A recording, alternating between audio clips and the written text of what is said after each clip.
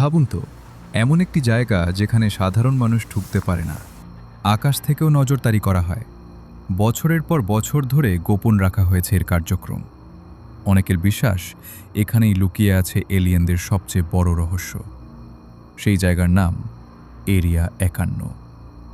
আজ আমরা জানার চেষ্টা করব এরিয়া 51 নিয়ে প্রচলিত দাবি, বাস্তব তথ্য এবং কেন এটি এত রহস্যের জন্ম দিয়েছে।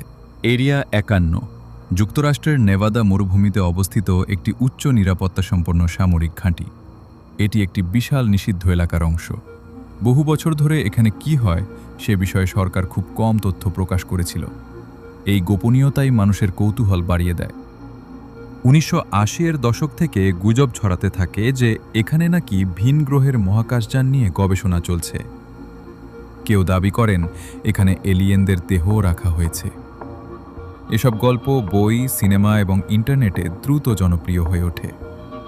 তবে আজ পর্যন্ত এসব দাবির পক্ষে কোনো নির্ভরযোগ্য সর্বজনস্বীকৃত প্রমাণ প্রকাশিত হয়নি। অনেক ইতিহাসবিদ ও প্রতিরক্ষা বিশ্লেষকের মতে এরিয়া 51 মূলত নতুন সামরিক বিমান এবং উন্নত প্রযুক্তির পরীক্ষা কেন্দ্র। নতুন প্রযুক্তি গোপন রাখার জন্য কঠোর নিরাপত্তা ব্যবস্থা স্বাভাবিক বিষয়। এই কারণেই বাইরের মানুষ নানা কল্পনা করতে শুরু করে, আর সেখান থেকেই জন্ম নেয় অসংখ্য ষড়যন্ত্র তত্ত্ব। তাহলে এরিয়া 51-এ আসলে কি আছে?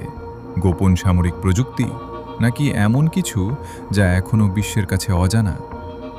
সত্য হলো, এরিয়া 51 নিয়ে বহু গুজব থাকলেও এলিয়েন সম্পর্কিত দাবির পক্ষে নির্ভরযোগ্য প্রমাণ নেই।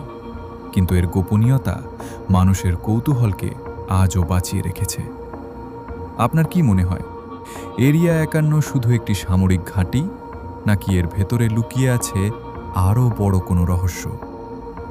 কমেন্টে আপনার মতামত জানাতে ভুলবেন না। এমন আরও রহস্যময় ভিডিও পেতে চ্যানেলটি সাবস্ক্রাইব করুন।